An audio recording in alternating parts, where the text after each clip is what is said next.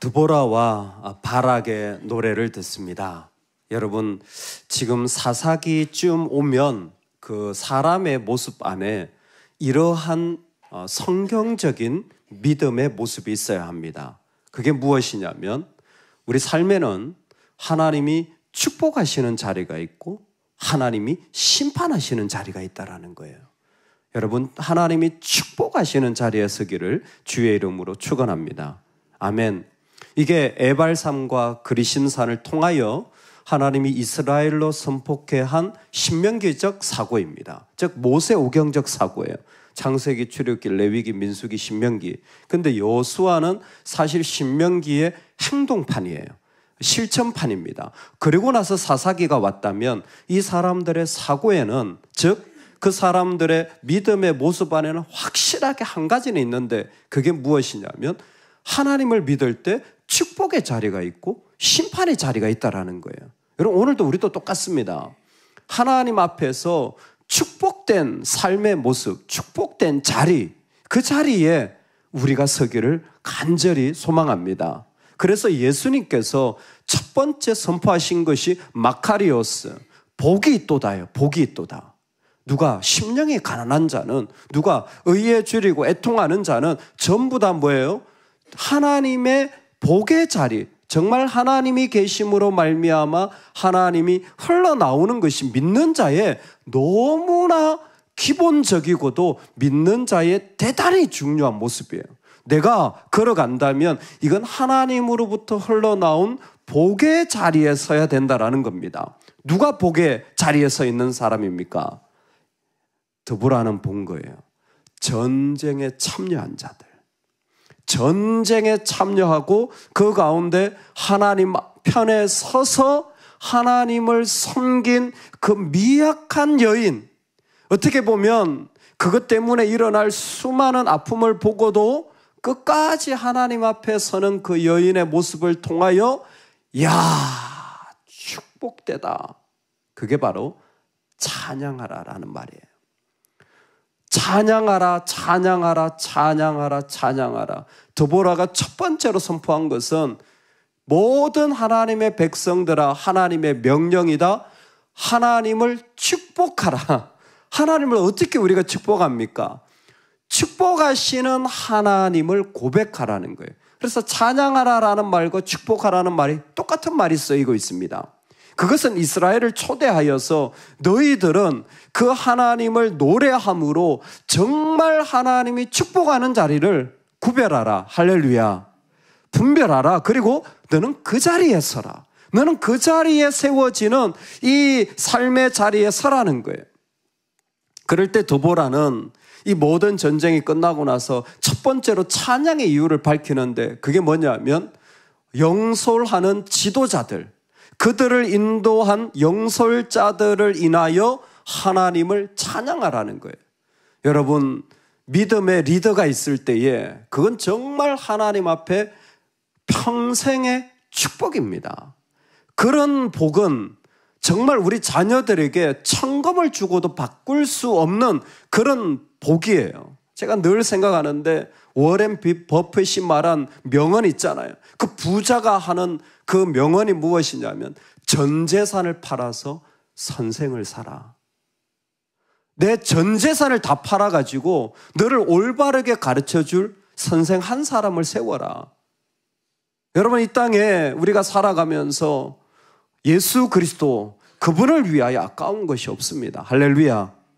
동시에 이 땅에 우리를 함께 믿음으로 세워줄 세상의 말들이 아니라 그와 같은 함께 믿음으로 나아간다면 그 영솔자들이 백성들이 하나님 앞에 헌신하도록까지 이끌어주는 놀라운 하나님의 통로가 되어지는 것입니다. 이방 왕들아, 하나님을 찬양하라. 너희들도 하나님을 들어라. 하나님을 모르지만 너희들도 하나님을 들어라. 핵심은 무엇이냐면 이 모든 일들에 하나님께서 역사하고 계시다라는 겁니다. 여호와여 주께서 세일에서부터 나오시고 에돔들에서부터 진행하실 때에 땅이 진동하고 하늘이 물을 내리고 구름도 물을 나이다. 아멘. 하나님을 찬양하는 자들의 진정한 모습이 이겁니다.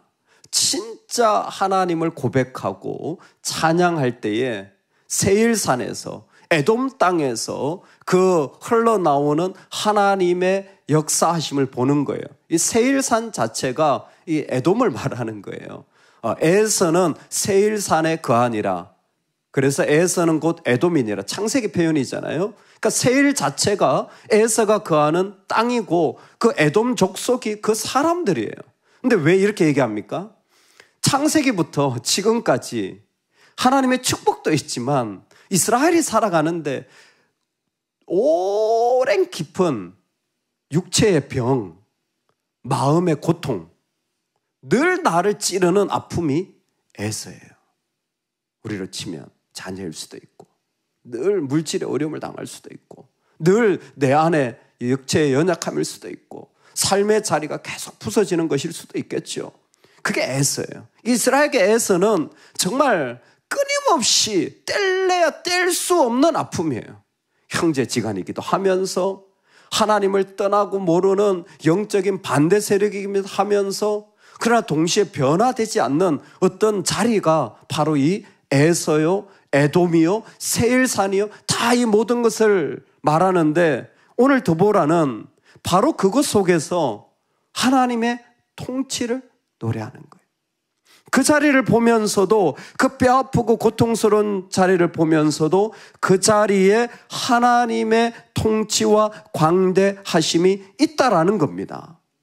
산들이 여호와 앞에서 진동하니 여러분 자연이 얼마나 어마어마한 능력과 경이로움과 위력을 가지고 있습니까? 그런데 그 힘 앞에서도 하나님의 통치를 선포하는 것입니다.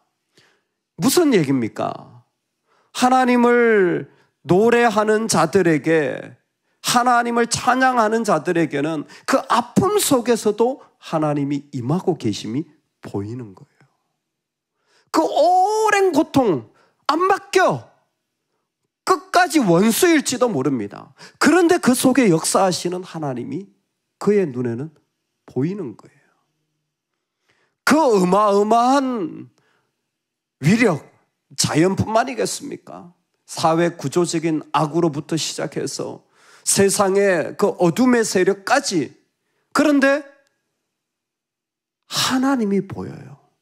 그리고 하나님의 크심을 그 가운데 노래하는 것입니다.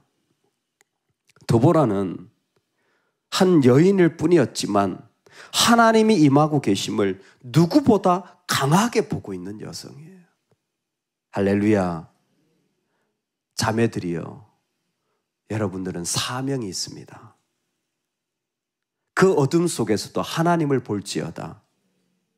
그 고통의 깊은 속에서도 하나님을 노래할지어다.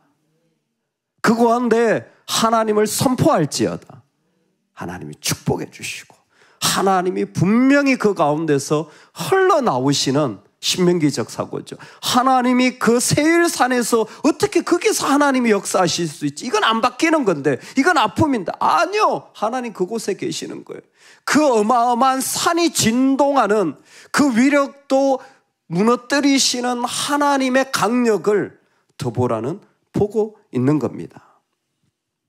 하나님의 임하고 계심을 영솔자들로부터 백성들의 헌신하고 그 고통의 세일산으로부터 자연에 이르기까지 노래하는 한 사람, 그게 바로 드보라의 노래예요. 여러분, 이 여인의 이 하나님의 임하고 계심을 저와 여러분들이 먼저 볼 수 있기를 주의 이름으로 축원합니다. 그리고 나서 지금을 보는 거예요. 그리고 나서 현재를 보는 거예요. 아낫의 아들 삼갈의 날에 또는 야엘의 날에는 대로가 비었고 길의 행인들은 오솔길로 다녔도다. 삼갈, 야엘, 이름 익숙한 이름이죠. 앞에 나왔던 그 소모는 막대기의 삼갈, 그리고 그 이후에 이제 야엘이라는 그 한 여인, 그저 장막에 있는 어떻게 보면 하우스와이프죠. 집에서 밥 짓는 아무것도 아닌 이 여인의 이름이 나오는데 뭐라고 표현했냐면 삼갈의 날이래요. 그 아무것도 한 절밖에 나오지 않은 작은 사람, 야엘의 날이래요. 이게 지금 이 현재에 일어나고 있는 일이라는 것입니다. 사람들은 에휴 뭐 그런 사람이 그 작은 일이 그 뭐 대단치 않은 자가라고 할지 모르겠지만 찬양하는 자들은 그 가운데 이 일들을 기억하고 그리고 그 작은 자를 통하여 이 미약한 사람을 통하여 하나님이 구원을 일으키고 계심을 노래하고 있는 겁니다. 하나님이 그 연약한 자들을 통하여 하나님이 지금 일하고 계시는 거예요. 그랬을 때에 현재에 제일 중요하게 여겨지는 게 뭐냐면 삼갈의 날, 야엘의 날에 이들이 진짜 노래하는 하나님의 강력한 그 세일에서부터 왔던 하나님의 강력의 무기를 드보라는 노래하는데 7절에 보면 이스라엘에는 마을 사람들이 그쳤으니 나 드보라가 일어나 이스라엘의 어머니가 되기까지 거쳤도다. 이스라엘에 하나님이 주신 무기가 첫 번째 뭐냐면 이스라엘의 어머니가 있다라는 거예요. 드보라 자신이 있죠. 드보라 자신의 역할을 그대로 표현한 말일 겁니다. 근데 이것은 하나님의 관점에서 보는 거예요. 이스라엘의 무기가 뭐였냐면 어머니 같은 한 사람이 있는 게 이스라엘 나라 전체에 구원을 일으키는 거예요. 여러분 이게 강력한 무기입니다. 진짜 강력한 무기예요. 가정에 어머니가 있는 게 복이에요. 내가 막 돈도 못 벌어다 주고 그냥 난 자식들한테 해주는 거 없고 이딴 생각하지 마시기 바랍니다. 엄마가 있는 게 복이에요. 엄마 자체가 복이라니까요.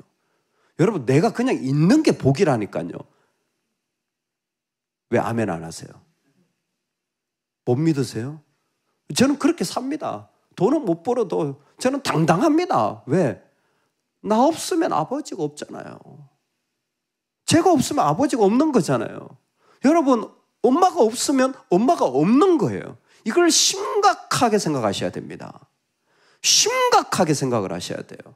뭘 해줘서 복이 아니에요. 근데요 교회도 똑같더라고요. 교회도 똑같더라고요.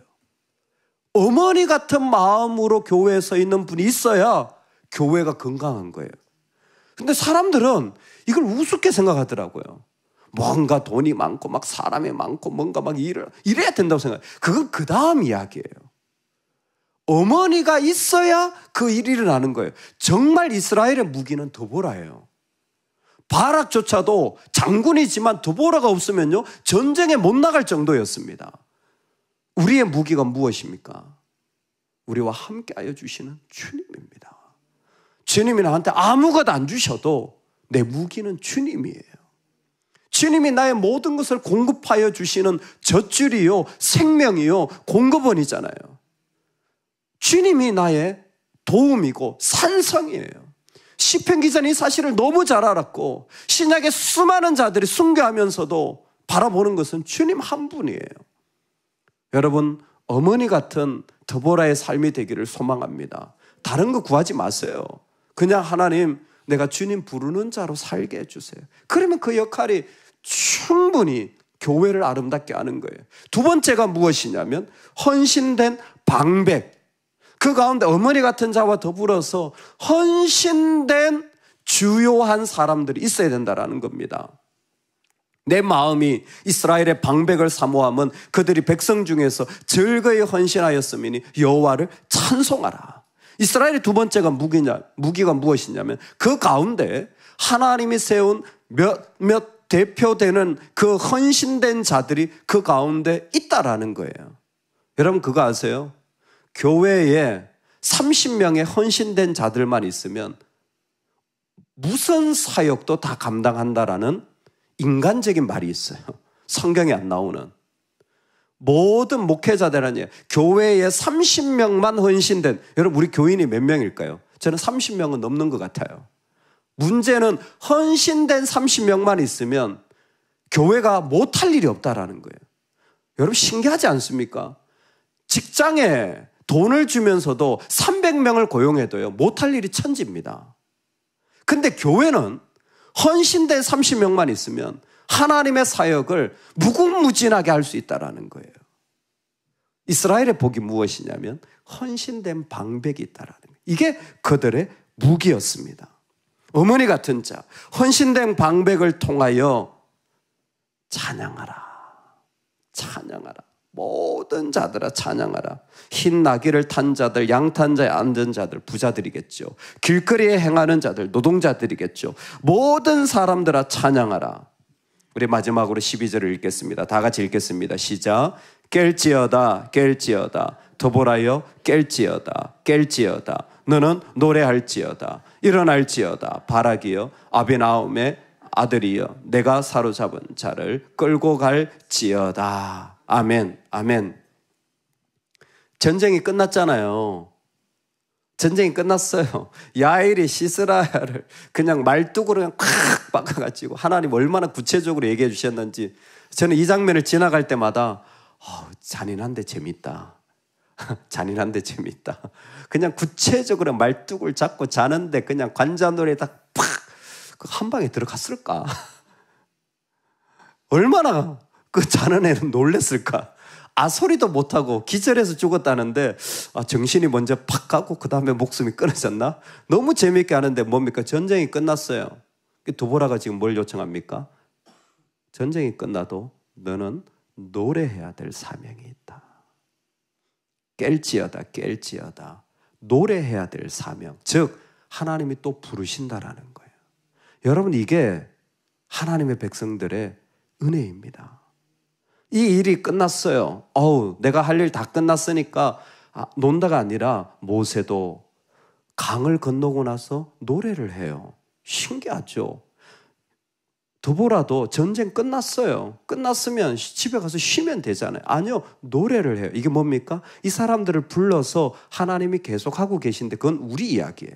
깰지어다 깰지어다.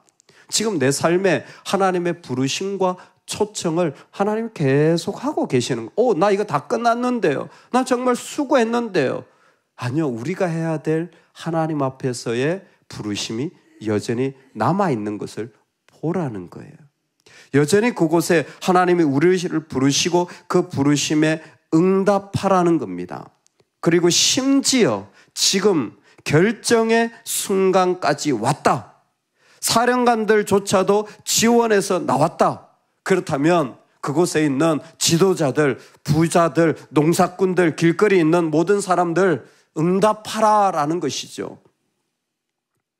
모든 자들이 찬양해야 합니다. 모든 자들이 삶의 자리에서 하나님의 부르심에 응답해야 합니다. 모든 믿는 자들은 그 삶의 어떤 모습 속에서도 병상에 누워있든 집에 있든 아니면 일터에 있든 그 모든 자리에서 하나님 앞에 응답하며 살아갈 백성이라는 것입니다. 요즘 제가 가정에서 고등학생이 되니까 아이가 집에 늦게 들어와요. 저는 아침부터 교회에 있고 사실 새벽기도 나오면서부터 어제도 저녁 11시에 들어갔지만 11시까지 저는 계속 교회에 있어요. 20년인데 이러고 있습니다. 근데 아이 얼굴을 못 보는 거예요. 그래서 이래선 내가 좀 아버지로서 안 되잖아요. 올 때까지 기다렸어요. 너무 피곤해 자고 싶은데 잠깐 기다렸다 얼굴을 보고 아빠 왜요? 그래서 자. 그리고 저도 피곤하니까 잤는데 제가 아이를 보면서 그런 생각이 드는 거예요. 하나님, 이 아이가 고등학생이 되었어요. 이 아이가 대학에 갈 거예요. 이 아이가 직장에 들어갈 거예요. 근데 제 마음에는 하나님, 이 아이가 예배하는 자가 되게 해주세요. 그냥 말은 안 했지만 그냥 제 마음에 기도가 되는 거예요. 하나님, 예배하는 자가 되게 해주세요. 여러분 부모의 마음이 다 그렇죠. 자녀를 향하여 기대하는 것, 하나님의 부르심에 응답하는 인생. 걔가 농사를 지어도요, 하나님 부르심에 응답하면 아름다운 백성이 되어지는 거잖아요. 전 농사꾼의 아들이니까. 걔가요, 직장을 가더라도 하나님 부르심 없이 다니면 그 비참한 자리잖아요. 결혼을 하더라도 하나님 부르심에 응답하면 그 결혼한 자리가 영광의 자리가 되어지는 거잖아요. 누가 우리가 지금 그렇게 살아야죠. 내 나이, 내 경력, 내 소유 아니에요. 깰지어다. 드보라가 간절히 원하는 것, 그 영광스러운 하나님을 지도자로부터, 세일산에서부터 그 모든 순간에 하나님을 봤어요. 놀랍죠? 그리고 지금을 봅니다. 이 사람들이 귀하게 역사했구나. 그러나 가장 중요한 것은 하나님 우리 모두를, 이 연약한 나 같은 자도 부르시고 우리 모두를 부르고 계신 시대다. 거기에 응답하며 살아가자. 오늘 이 아름다운 찬양, 그 하나님이 복을 주시는 자리, 여러분 꼭 우리가 그 자리에 서기를 주의 이름으로 축원합니다. 아멘, 아멘.